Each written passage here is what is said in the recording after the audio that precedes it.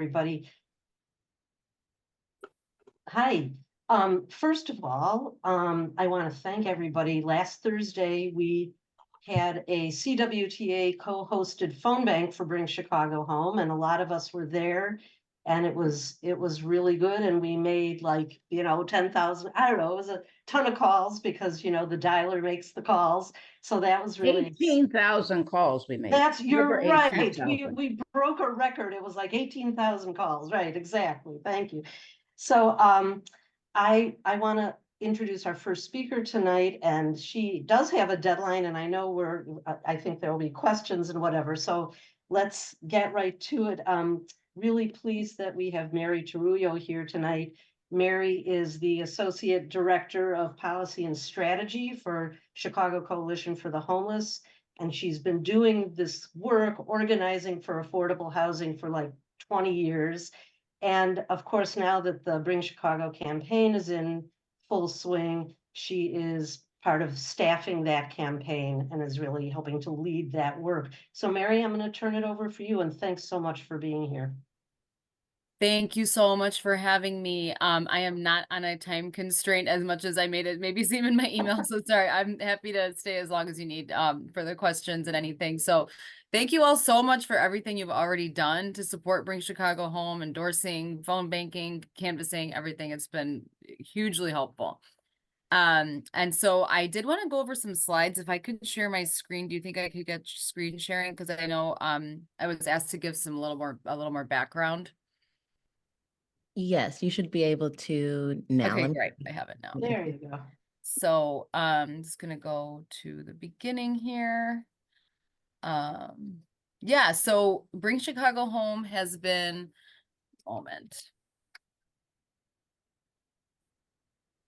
Yeah, so the Bring Chicago Home Coalition has been around for over 5 years now. We have worked under 3 different mayors to get to this point where we're at today. We have done hundreds of actions, organizing in the community, door knocking, canvassing, tabling in the community.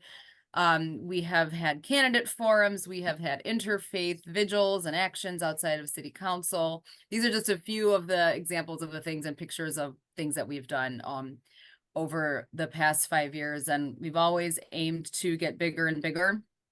And right now it's a very exciting time that we have like so many people across the whole city getting engaged and talking to voters. So we're really excited to be here. And so there are over 68,000 people in Chicago experiencing homelessness in shelters, on the streets, or doubled up in Chicago. Doubled up means that, you are staying temporarily with others. You could get kicked out at any moment. And we know that these are the same households going in and out of shelter and street homelessness. So HUD makes a distinction between them, but we do not. We know they are the same families going in and out of all these different forms. And from organizing these households, we know that they experience the experience of doubled up homelessness is no better than it is in a shelter. And so we really want to make sure that they are able to get assisted as well with the city generated fund. And in Chicago, most people in Chicago people experiencing homelessness are experiencing doubled up homelessness.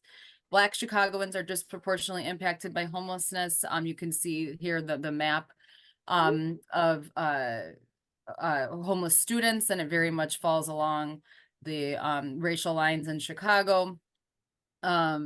Over half of the people experiencing homelessness in Chicago are Black and African American, of course, only making up 29% of the city's total population. And over 1 in 4 Black students in CPS will experience homelessness at least once while attending CPS. That is shocking to me. In 2019, nationally, Latinx households were almost 3 times more likely to experience doubled up homelessness as non-Latinx households. So obviously this population is also not getting counted and therefore not getting assisted. Just a little bit more on CPS homelessness. Over 20,000 students are experiencing homelessness in CPS. 90% are doubled up. So the Department of Education includes doubled up homelessness as homeless, but not the Department of HUD, not HUD. So these students can get help with transportation and their uniform, but then they can't get help with what they really need in order to succeed at school, which is housing. And we are not doing nearly enough and not doing as much as other cities either toward addressing homelessness. New York spends almost $3 billion. LA almost $1 billion. Chicago is 53.8 million. And even when you consider that we're a smaller city than those two cities and take into the per capita, we still only spend 6% of what New York spends and 8% of what Los Angeles spends. So we must do better, and we can. The coalition's goal from the beginning has been to create a dedicated revenue stream.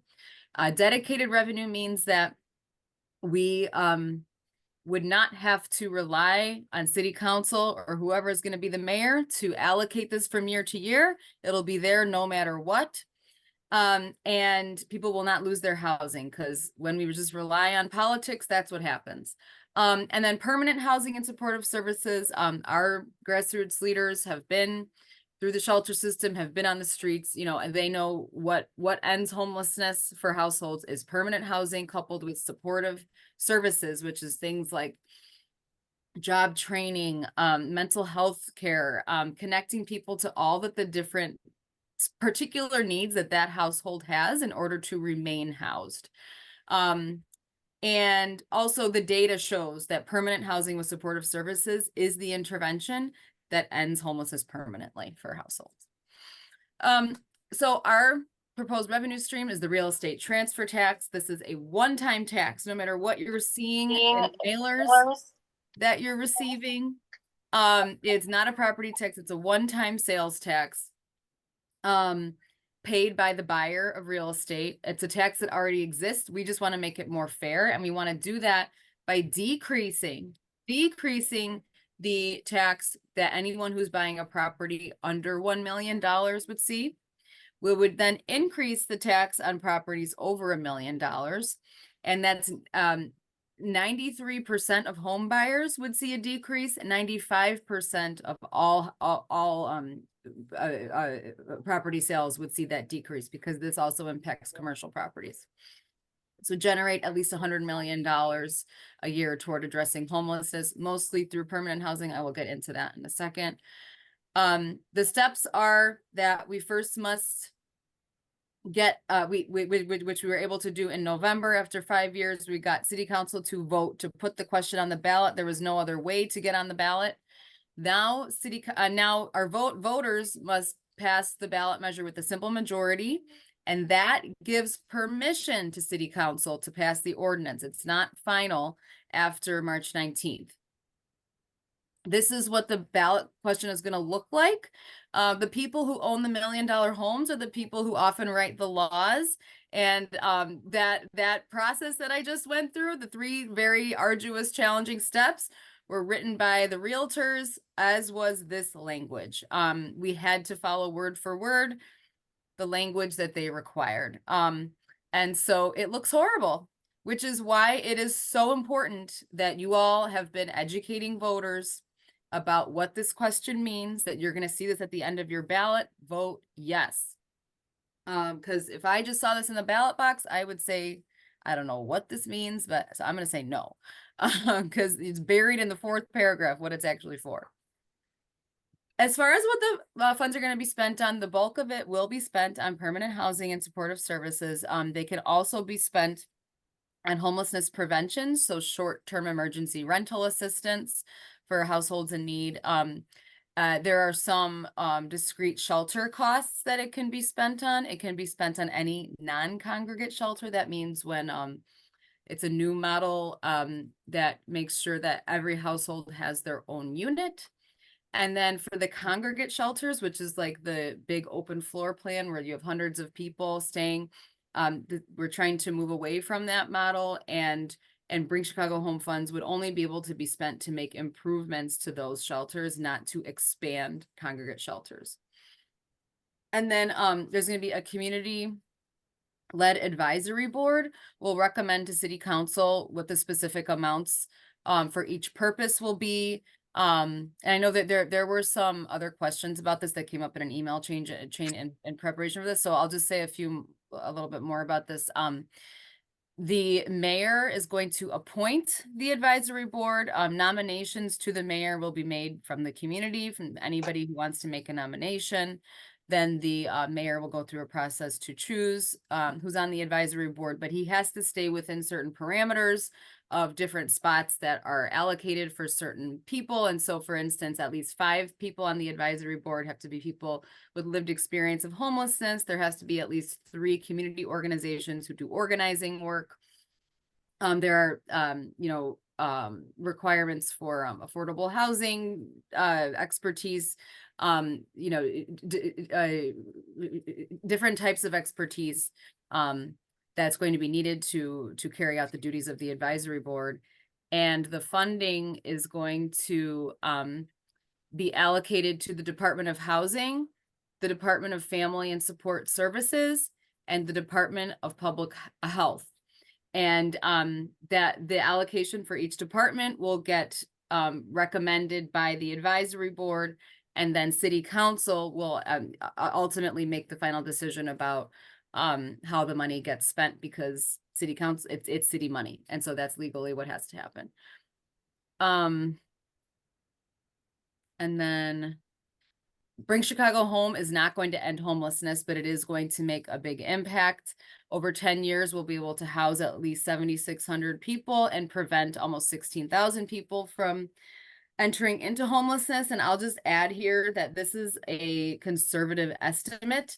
This is only if Bring Chicago Home funds are used. And we know that Bring Chicago Home funds are going to be coupled with other resources in order to fully maximize the funds. So, there are other programs out there that can be used to purchase buildings. Even the mayor just put out a new bond initiative coupled with TIF dollars that's going to be really allowing the city to create more affordable housing. The Bring Chicago Home funds can be layered on top of that to make the subsidy affordable to people experiencing homelessness and down to 0 income, because some people have 0 income. So I did want to touch on a couple other things that came up in the conversation before here, tonight. So yeah, there was, some more questions about the lack of faith in government and how do we guarantee that this funding is actually going to be spent on what we intend for it to be spent on. And so the referendum is locking in what this funding can be spent on. If the city were to spend it on any other purpose besides homelessness, then we would be able to sue them. And I'll just say there's, we have a whole movement that's going to be keeping their eyes on this money. So we are going to, as a community, make sure that we know how it's being spent. There are certain requirements in the ordinance that will require the city to provide regular reporting on how the money is getting spent, etc. And so it's both the legal language that's going to allow us to make sure that it gets spent that way, the tracking of the funds that is required in the ordinance, but then also the organizing that we're going to have to continue to do to make sure that they're following the ordinance. We know that, laws are laws and they get broken all the time. So it'll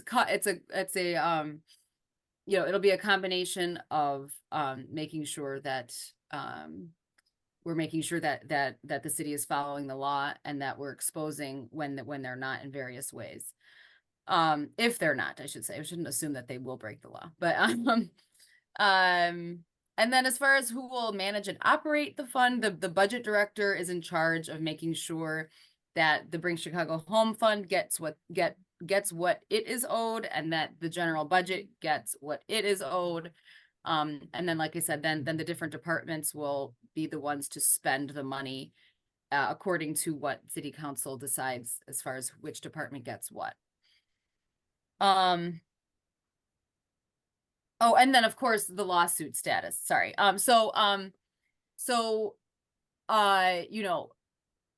we are being sued by our opposition, who would rather spend money on a lawsuit than on just providing housing for people. And so we I should, and by we, it is not the coalition being sued, it is the Board of Elections and the city. And so they have taken the case to the appellate court, and now we will see what happens. We are on the ballot. We are going to be on that ballot. The ballots have already been printed. The question that has not been decided is whether our votes will be counted. However, our lawyer says we have a very good chance at the appellate court level to win. And then the next step would be, if it gets taken to the Illinois Supreme Court, then we will see what happens there. But there, we feel confident that we are going to make it all the way through. What we really need to double down on is education to voters, even more than before, because I don't know about you, on the phones and at the doors, the first thing I hear is like, oh, but it's not on the ballot anymore. Like, because the media got it wrong from the beginning. So we've been doing our best to correct that. But still, the direct conversation with voters to answer their questions and assure them that it is on the ballot. We expect for the votes to be counted, but no matter what, we need to vote yes. So yeah, so that's the lawsuit status. I didn't know if there were other questions about the lawsuit, but just to say, it's more important now than ever for us to clarify the misinformation that's being shared. Well, and Mary, just, Deb, do you want to handle questions, or you want me to handle it? I don't know, maybe you, Jackie, but I was just gonna respond to Mary, just to let people know here that the executive board, CWTA, is actually a co-signer of one of two amicus briefs that were submitted on behalf of, on the appeal. And there are two briefs, and we're on one of them. And I will just say that it was just even just heartening and uplifting to me, not only to read that brief, the amicus brief, but to read the list of organizations, including us, who are in this coalition. I mean, this is the breadth and depth of people in this city who want this to happen. It was really stunning, and I thought beautiful. So just to know that we are one of those, CWTA is one of those signers of the amicus brief. Yep, you're absolutely right. It was a well done brief. All right, we'll start with Betty, who has her hand up. You can either use the remote hand, or you can put your hand up to get attention. So Betty, go ahead. Okay, I just wanted to add that I attend the Chicago Board of Election meetings. And on Tuesday, Adam Lasker read the Illinois statute that applies to this, so that we are perfectly in our rights to have that resolution on the ballot. So I don't know how far it's going to go. It may end up in the Supreme Court, but he did actually read the statute that applies. Okay, yeah. And the board voted to appeal. Yeah. Well, the real estate folks think their ox is being gored, so they're going to do everything to do it. Okay, Mary, you're up. Okay, I have it's not exactly a question, but maybe a comment. My IPO has asked us if we would be willing, of course, to do some, leafleting on election day at the polls, but also to go to the poll at the end of the day and get the tape, get credentialed as poll watchers, and then we'll be able to get the tape. So everybody, as many precincts as we can get the tapes from, so that we'll have a count of, we'll also have a count. The campaign will have a count, as well as the Board of Elections, of how many people voted yes and how many people voted no. Okay, so that's an alert. Be on the lookout when we start getting people to sign up for election day duty. And that's what we want you to do. If you have go in at IPOs, 10 minutes before 7 o'clock, make sure you're in there, turn in your credentials. And after they get through running all the tapes, the only thing you want you to do is get that tape and bring it to a place where, you know, we'll have all of the information on where that tape should go. Right. So, Provided they'll be allowed to count them. I'm sorry. Provided they will be allowed to count them. That's depending on the case. But Oh, yeah, will the- right, on the lawsuit, yes. Will the And I was tape, gonna say, I have credentials for people who are in the Hyde Park area if they want to get credentials from Push to go Okay. to precincts. I but have. Betty, will the tape automatically count it? No. No, Um, it's gonna depend on the suit, yeah, so. IPO, or if your ward has an IPO, you should probably get in touch with them, because that's one way. A lot of the IPOs are organizing, I think, to do this. Well, and so actually, that is our big ask tonight, is for you all to sign up for election day. And you don't have to do it through your IPO. You can do it through the Okay, campaign, great. the link I just put in the chat. And so we have all day shifts. We have, you know, but then we have, if you're not able to do it all day, we also have, you know, just many options, and all throughout the city. We also have a phone bank option for the whole day. So that's all included in that link. And so I just wanted to see if there was anybody here who thought this is, of course, Tuesday, March 19th, who would be able to join on election day for at least one shift. I already signed up. And I'm already signed up too, yeah. Fabulous. Awesome. Yes, it is just so crucial. You all know this already, but you know, talking to people 30 seconds before they're going to vote is like a really great time to talk to them. They cannot forget you. They cannot forget the conversation. And so we're trying to get as many polls covered as we possibly can. So we'd really, really appreciate you signing up to volunteer that day. Yeah, but I would say if you can't spend time all day, to at least go in and get the tape. All right, so that's the very least, and that's not gonna take a lot of your time. So you go to your own precinct, provided that there's nobody there. If there's somebody already there in your precinct, then obviously you don't have to do it as well. All right, Judith, go ahead. Oh, Mary, you wanted to respond? Just quickly, if you're only available at the end of the day for the tape part, there is a way for you to sign up on that link. Just for we have it like a 6 to 8 you know, time period, which it wouldn't be that whole time, but because the polls close at 7.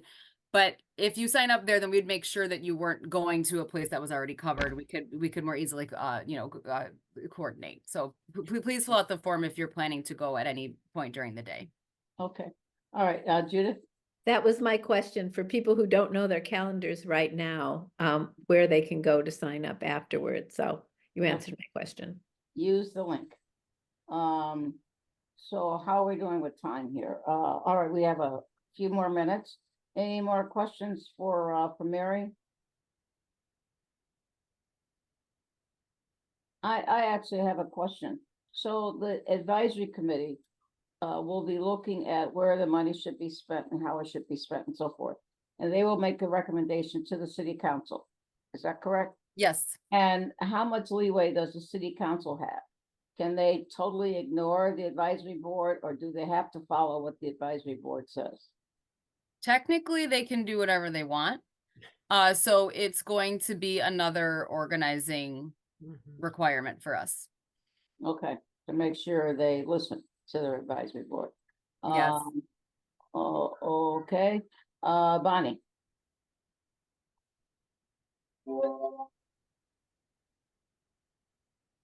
Bonnie, you're on mute if you're talking. I can't tell. Okay. Hello, Yeah, now we can hear you.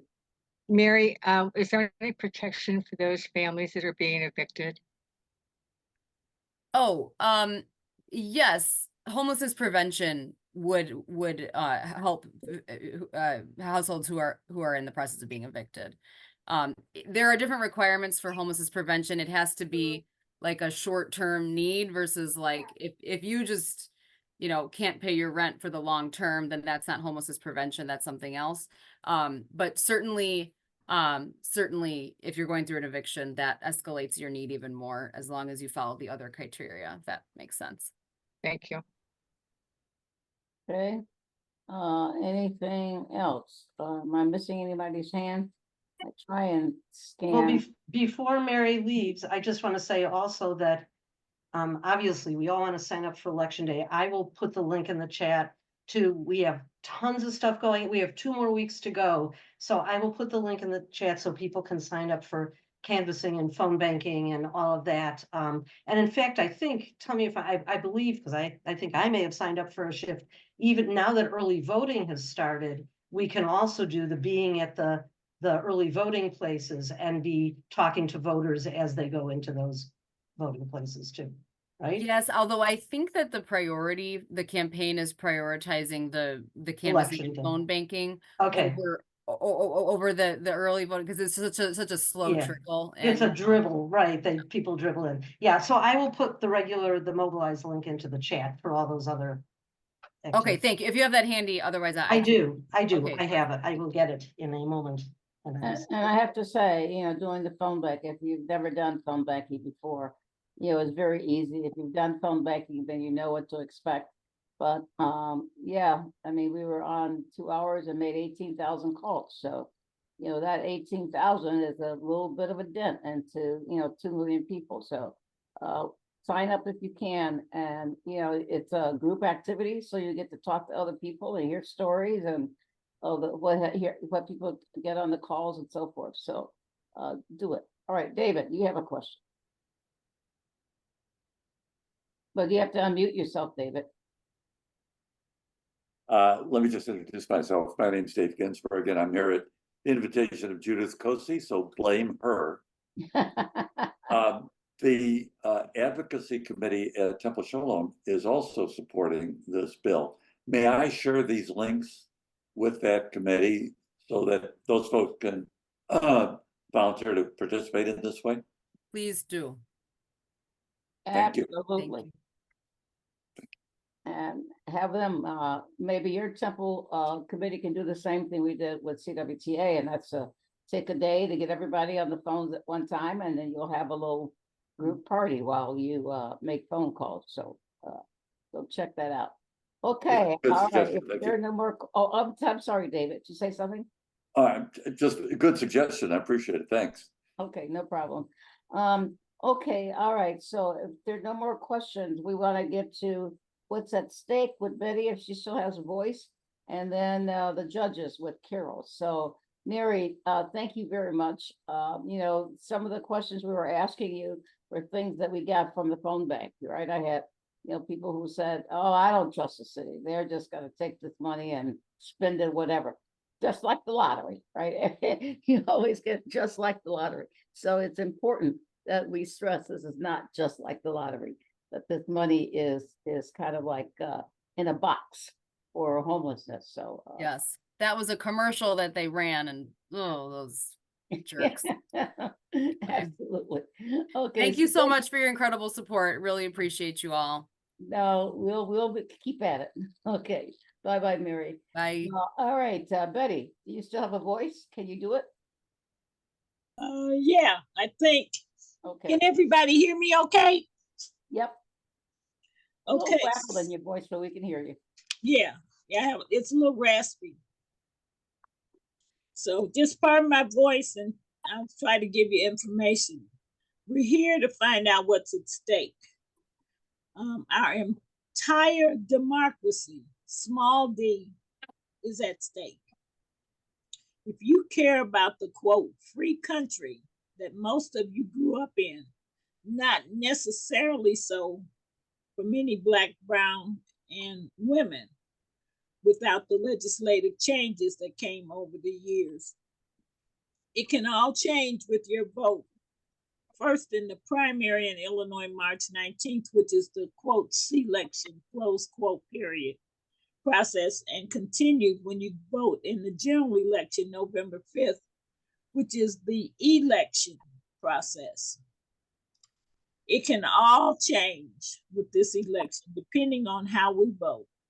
We could very easily go back to the Jim Crow era anti-Jewish, anti-Muslim, anti-Asian, anti-Black, anti-Hispanic country, where we were placed, as my grandmother used to say, by hook or crook, in detention camps. And as you know, right now we have what's considered mass incarceration. That may not be a thing of the past, depending on how we vote this year. It's scary, huh? Just listen to the rhetoric you hear on TV, social media, and even some of the television ads and radio ads. Start to pay attention to them instead of taking it as a time to go to the kitchen for a snack between programs. In Illinois, you must choose a party during the primary. There's a Democratic, Republican, the Green, or the Libertarian. You can also choose an uncommitted ballot. However, your ballot will only contain the referenda, such as the Bring Chicago Home, and in some wards in the city, they have special ordinances that they're trying to get passed, but it will contain no candidates at all. So what's on the ballot in the primary? You have president. When you pick the president, it also automatically chooses that president's VP. You have U.S. representative, commonly referred to as your congressman. You get to choose one. They are all up for election. All Congress people, U.S. Congress people are up for election. Next are the delegates by congressional district.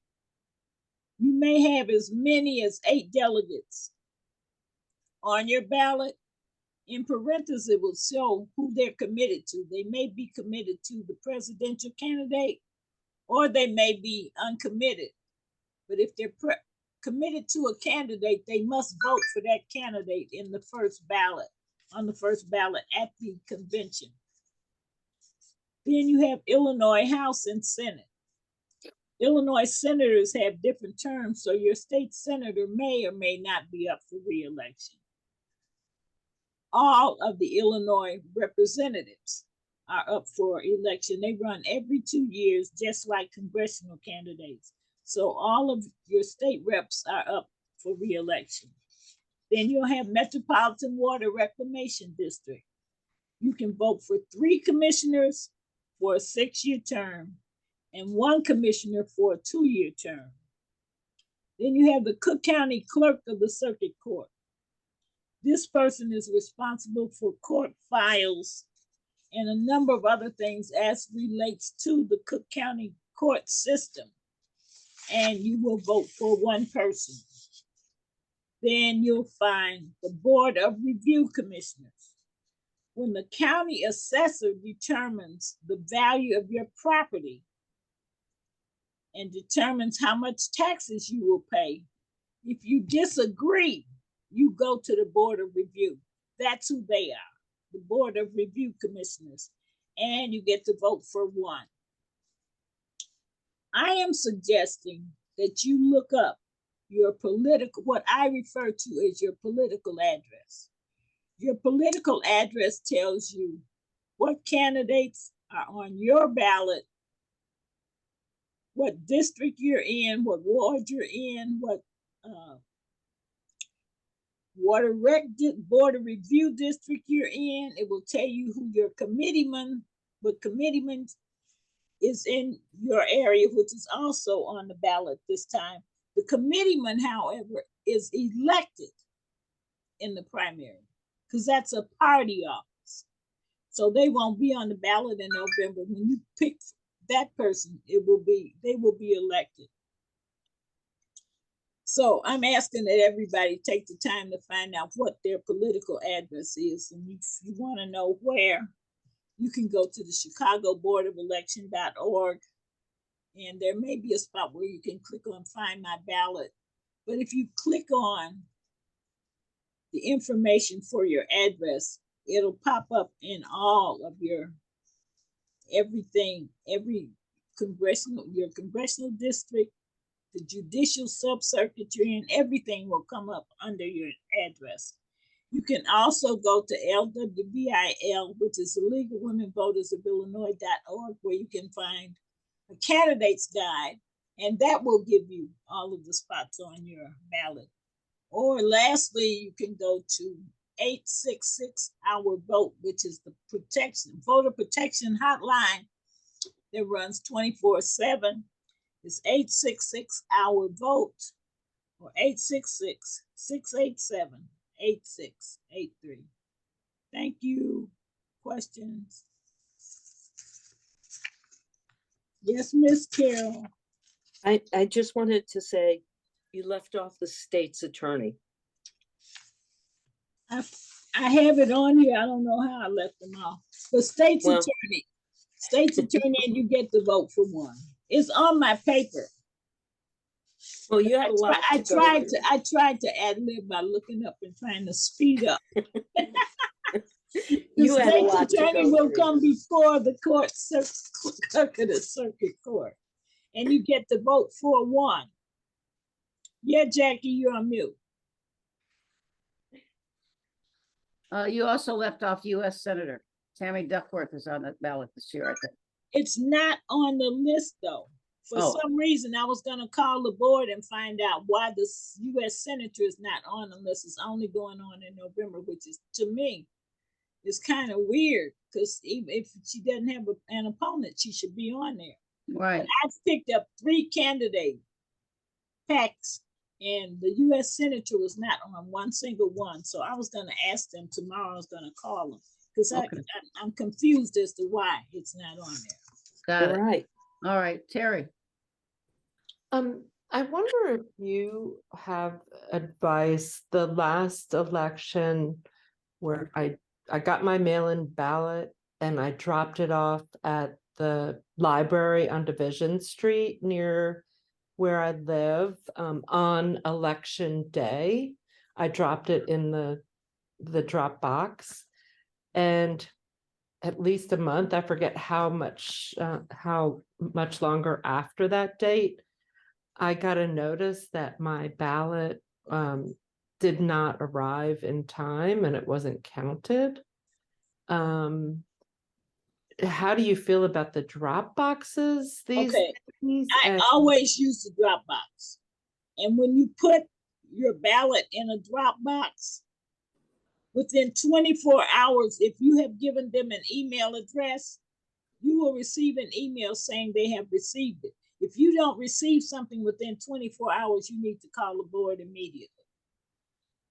Don't wait at all.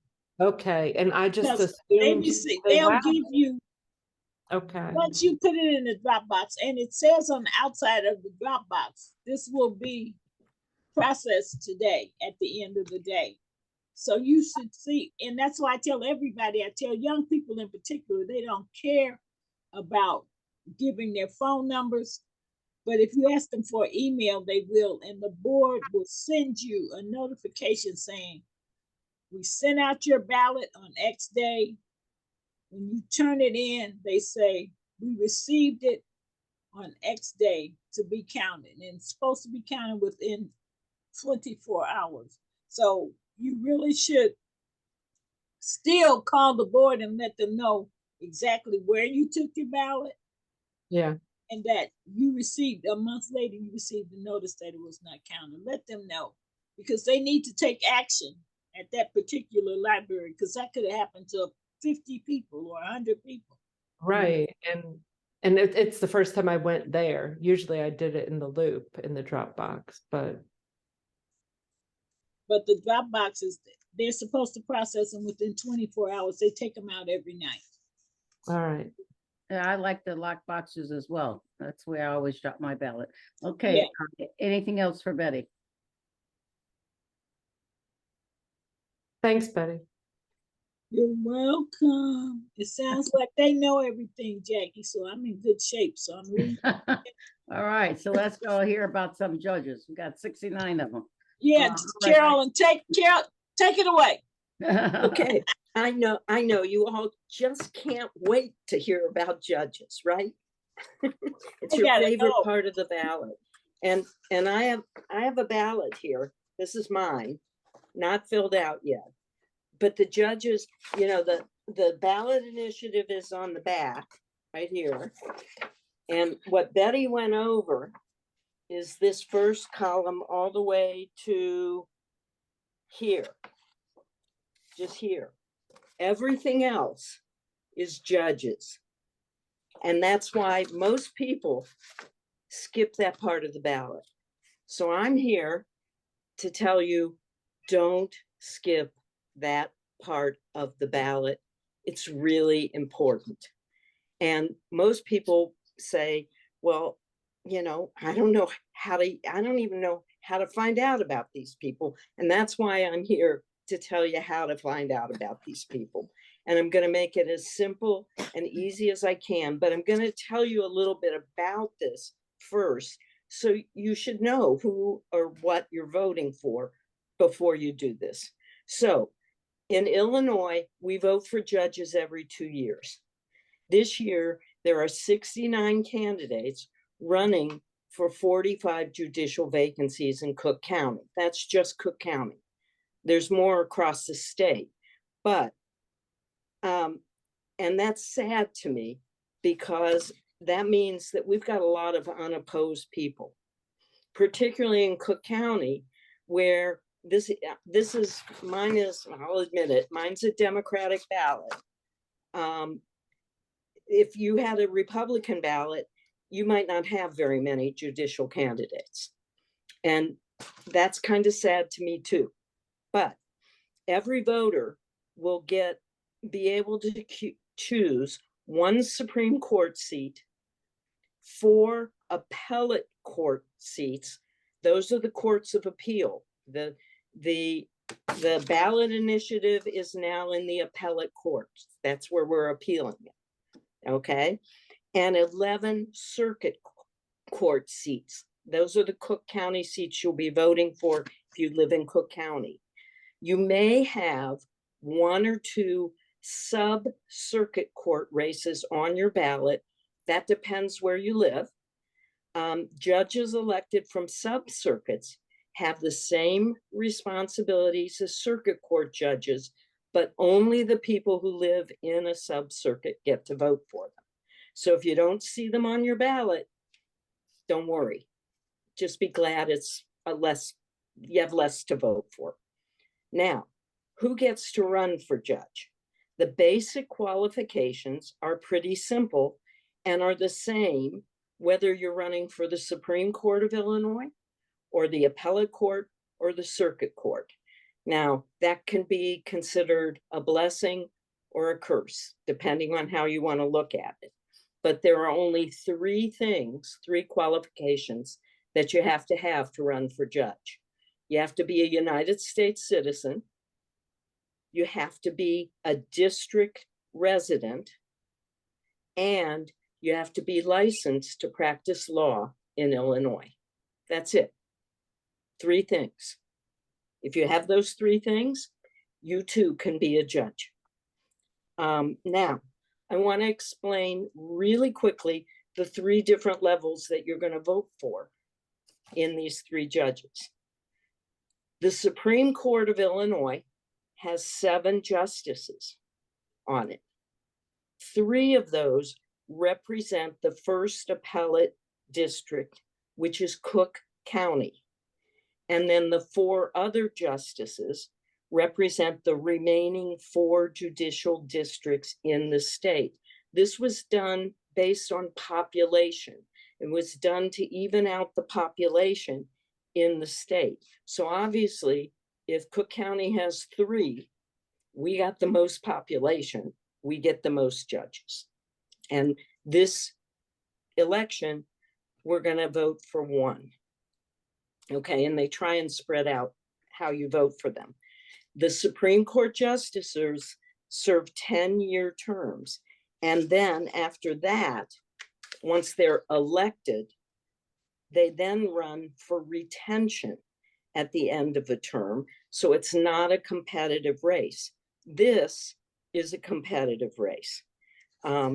So Illinois this time will be asked to fill one vacancy during this 2024 primary. And this is a contested election. There are two candidates. So when you look at your ballot, there are two candidates. The next level is the appellate districts. Illinois has 5 appellate districts with a combined total of 54 appellate judges. These judges hear cases that have been appealed from the circuit court level. So, and they also serve 10-year terms. And then once they've been elected, again, they only run for retention after they've been elected. So the ones that you're voting on now are running for the first time. And some of them are running, well, they're all running in competitive races, but in some cases, there's only one person running. So that person is going to get in no matter what, because all of these races are based on plurality, which means whoever gets the most votes wins. That's the way they work. There are 4 appellate court races that you'll be able to vote on in Cook County. 2 of those races are contested. 2 of them have only one candidate. Okay. The judges on the circuit court level are elected also in partisan elections to 6-year terms. Upon the completion of these terms, those that wish to remain on the court compete also in uncontested, nonpartisan retention elections. This March, there are 12 circuit court vacancies in Kirk County to be filled, and 5 of them are contested elections. Most of those contested elections have, of those 5 that are contested, have 2 candidates. One of them has 4 candidates running. Again, it's a plurality vote. So whoever gets the most, even in that election with 4 candidates, whoever gets the most votes is going to go on to the general election. If there is a Republican candidate in any of these races, then whoever wins on my Democratic ballot will run against the Republican candidate. That's how it works. Okay. So that's the how this works. If the candidate in the primary, if that winner will continue to run unopposed in the general election, which is often, but not always the case in Cook County, it should be noted that this primary election is not a judicial retention election where judges seeking to retain their current judicial seat are seeking votes, and they need, in a retention election, they need 3/5 of the total vote. So a retention election is different. They don't need a plurality. They need 3/5 of the vote to stay on the bench. So party affiliation does not play a role in retention election. So here's the big part. How do you figure out who to vote for? How do you know who these people are? Who's the good guy? Who's the mediocre person? All of that. Well, help is on the way. A number of both the bar associations and a number of other groups have taken the time and put together ratings. They've done interviews with these candidates and rated them based on their background, their experience. Many of them have legal records that you can look at, things like that.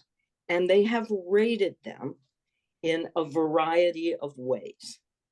What we have done, and I chair a group called Courts Matter Illinois, what we have done is put together a list, and I'm hoping that how you can get that list will be dropped in the chat, or we will then send, there it is, it's in the chat.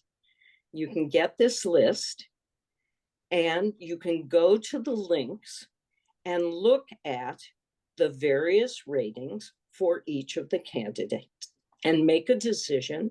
Oh, this one is recommended, but this one is highly recommended, and this one is not recommended. Now, maybe you like the one that's not recommended because they're the best friends of your neighbor, but that's going to be up to you, not up to me.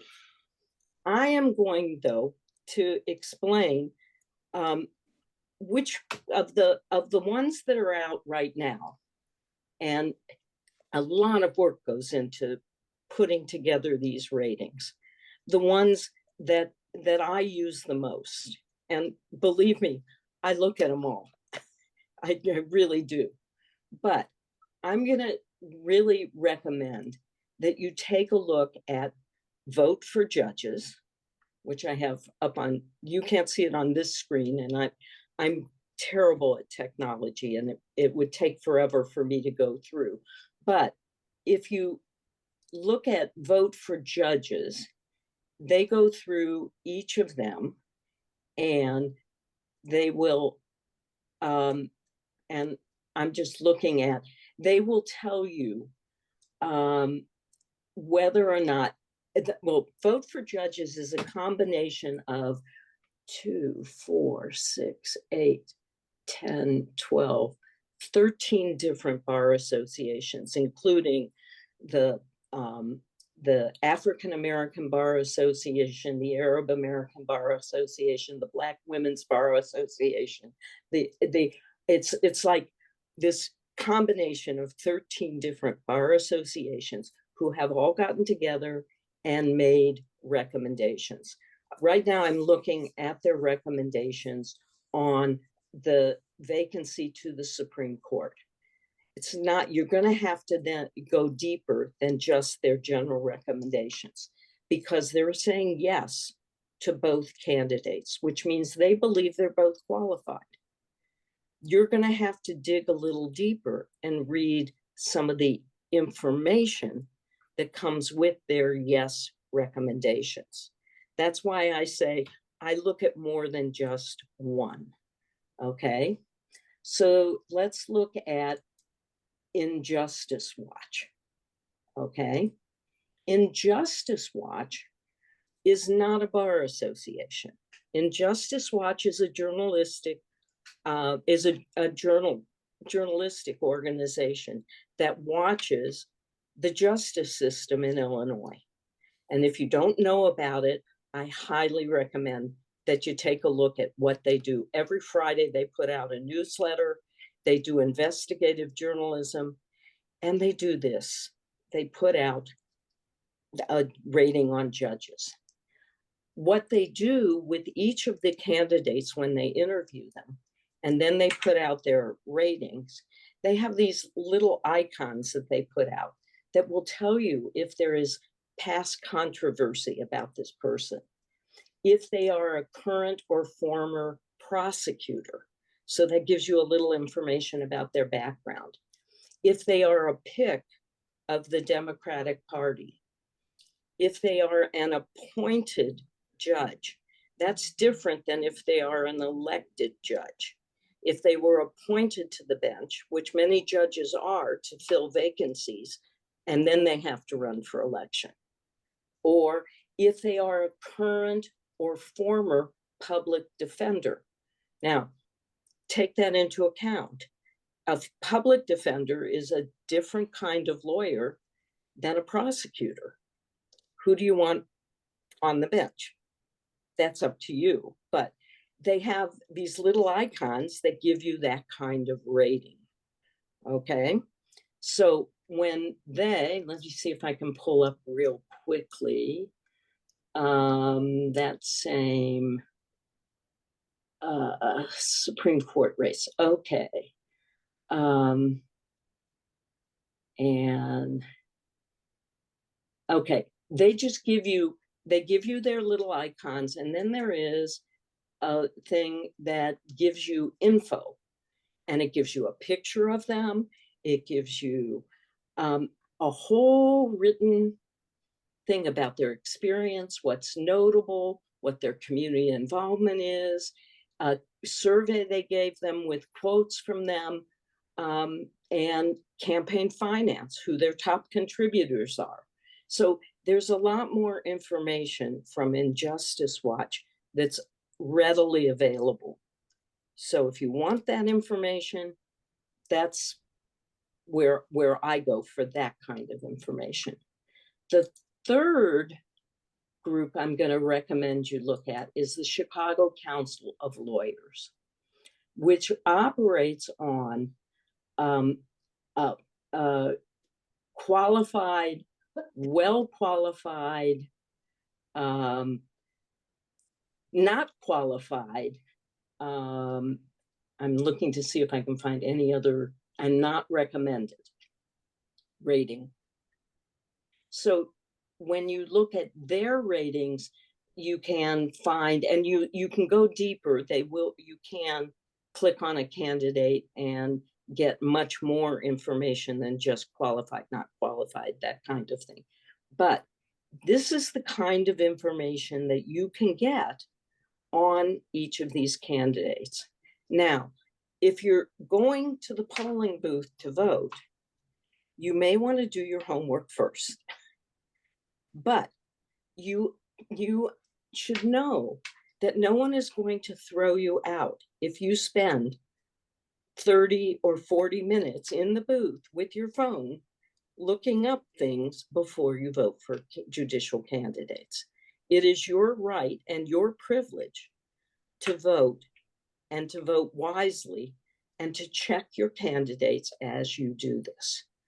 Now, there are some groups, and I would be remiss, they are not on our list because they actually endorse judicial candidates.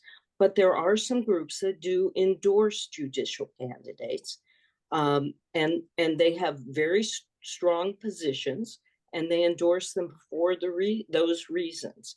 And I don't, because we operate under 501c3 rules, we're not a C4, Courts Matter Illinois.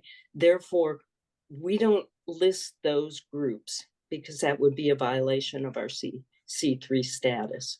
But if you want groups that endorse, and endorse for very specific reasons, some of them are endorsing because they take positions on LGBTQ issues, and they will only endorse candidates who they know are going to be LGBTQ friendly, or they only endorse candidates that they know are going to take positions on, lean towards.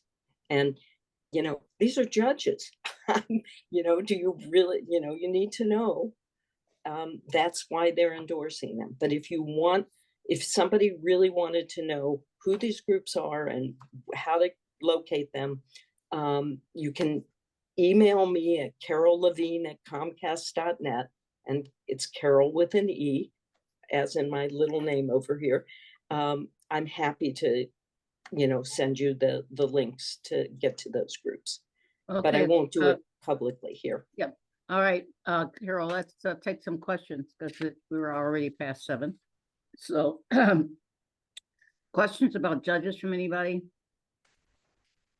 Getting through 69 judges is more than a notion. So, well, most of them, there's only one judge. So all right. we're So lucky 45 are contested, right? Yeah, and I have to say, I sent it to a couple people this morning. There was an article in Block Club Chicago this morning. A notorious Chicago cop wants a seat on the bench, and it's a long article. I got it here. I printed it out about a former Chicago policeman who's running for judge, who, it was a scary article. And this guy is part of the group of 4 that are running. And because that vote is going to get split 4 ways, he has a good chance of becoming a judge. And so what is his name? I don't know if it's a good idea. His name is Poulos. Poulos. Well, if it's a newspaper article, it's published, it's public. Yeah, but you think about it, if it were just a two-person race, Mhm. it'd be one thing. But there are 4 people in this particular judicial race. And so that vote is going to get bifurcated in 4 ways. And the way this works, whoever gets the most votes will be the candidate. And I don't know if there'll be a Republican candidate for that seat. Mhm. So, you know, if you go to Block Hub Chicago and look for this article, you will, it's a scary article. All right, and that's today's edition of Black Club Chicago. Yeah, it's today's Block Hub Chicago. Okay. All right, questions, guys. Anybody else have a question? Is it all clear how to go and find out the good stuff and the bad stuff about these judges? And tell other people, we're happy that people should use these resources. So share them. All right, Terry? Hey, Carol, is Girl, I Guess, still a guide that? Yes, that would be one I was not going to share because they endorse candidates. They don't rate them, they endorse them. Okay, but it's still a thing? Yeah, it's still a thing. Okay, thanks. Okay, anybody else?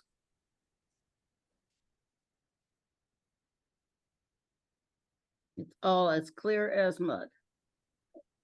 Well, thank you, Carol. That was very informative. So I have my ballot. I haven't looked at it yet. But now I know what to expect when I open it up. 1 Supreme, 4 Appellate, 11th Circuit, only which of 5 are contested. So that kind of makes it a lot easier. Not as much work to do that way. So these that are uncontested, we just have to see if they have any opposition in the fall. Yeah, unfortunately, there is Good one Republican judge. I will say there's one uncontested, you know, one person running uncontested that came up not recommended by everybody, and it's an uncontested race. And I'm like looking at my ballot and saying, so what am I going to do on that? Yeah, we have to hope the Republican, a decent Republican runs against them. It's the only thing you can hope for. Yeah.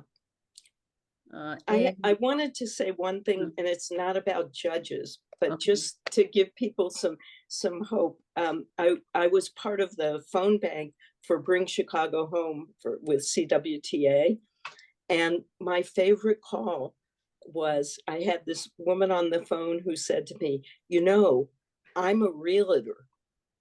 And I sort of sucked in my breath, and she said, and I think what the realtors are doing is ridiculous. And I'm going to vote yes. and I told her she was my favorite person. Right. Absolutely. So not everybody in the real estate industry is opposed to this ballot initiative. Thinking about themselves first and not the people who are homeless. Yeah. Okay, Donna, you have a question. Yeah, so the delegates to the National Nominating Convention, I mean, how do we dissect that? How do we dive deep? I have no idea what kind of resources you get. You could vote for all of them. I mean, they say for all those delegates, and I'm not really sure. Vote for not more than 8, and there's 8 running. Yeah, well, that. then So that any takes care of thoughts? it. No, I mean, Yeah, so there's- is it- yeah, the way those delegates got on the ballot is that they passed petitions just like any other candidate. So there are 8 people in your district that decided to do it, and there are 8 seats. You know, 18 people could have decided to turn in ballots, and then you'd have a little bit more difficulty. But you know, if you get to vote for 8 and there's only 8, and they're all 8's the number then. then eight's But the no, number. no, it Okay. varies by congressional district. Each district. No, but you on my have to do- ballot, you know, In your yeah, ballot, yeah, it's so eight, right? 8 And for so, 8, so, right, but Donna, the other thing I would say is that you have 8 candidates, 4 are for Biden and 4 are for Dean, then you only vote for 4 of those candidates, right? So you vote for the delegate based upon who they're committed to. yeah, but they're all for Biden. Okay, Well, then so that there makes you it go. even easy, easier. Yeah, Yeah. thank you for that. I never saw that under there, but now I get it. Thank you so much. Yep, so the just know that candidates for delegates are, you vote for the delegates that are pledged to the candidate you want to support. Otherwise, you Thank get to you. the convention, you know, you have Dean out there with 8 votes that you voted for and you didn't mean to, but you know, they're there and Okay, Biden is deprived of 8 votes or 4 votes or whatever. Okay, so is that clear? Okay, Everybody? thank you. Anything Oh, more on delegates? Or anything else, judges? Go ahead, Donna. You got something else? No, okay. All right, anything else? All right, so so no more to report on in terms of no more questions. So is there any of our committee chairs that want to report anything about where they are with their committees or what kind of action is going on that you want to support, tell people about? Anything? Okay, I'll say something. Well, you know, Deb is really, the health committee decided to take up Bring Chicago Home, and Deb has really been spearheading that. And I think that that's the major thing that we've been focusing on. The second thing is, along with citizen action, the Prescription Drug Affordability Act, which is going to create a prescription drug affordability board. There's a bill in the legislature now, the state legislature, and it's getting a lot of traction. So I think we've been posting, you know, Kat's been sending out little posts to call your legislature about this, and I forgot the number of the bill, but so, you know, people should do that and say that they're for this, because drug prices in the United States are over the top. No other country pays as much money as we do for medications. And Right. as we all know, I mean, I'm not going to preach to the choir, so many people don't get their medications because they're getting their food or they're paying their utility bills. It's insane. So let's vote for this bill as a first step towards hopefully what we all want to see is a national health insurance. Amen. Okay, any other committees to report? I know Ann doesn't have a report because she's been too busy traveling.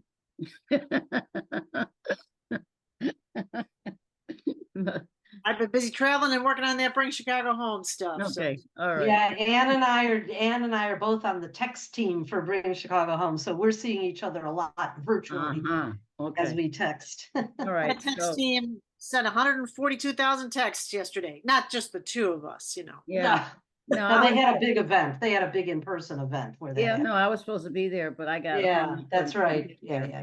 But next time I'll be there. So just let me know when the next texting party is. And Mary, you're on mute. I just said me too. I think I'm going to start texting. Yeah. Yeah, I like to do the texting thing, but you know, yesterday ended up being a very bad day.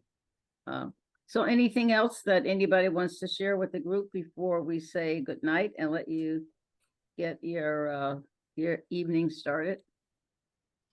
Just to let people know, Kat dropped in the chat where you can contact your, how you can contact your legislatures for the Prescription Drug Affordability Act. So you should copy that. Okay. All right, Judith, you can Well- tell David he can come back anytime. Yeah, and I did. Thank you. Okay. And I'd just like to say that if anybody on this call is not a member of Chicago Women Take Action, please go to our website and join us.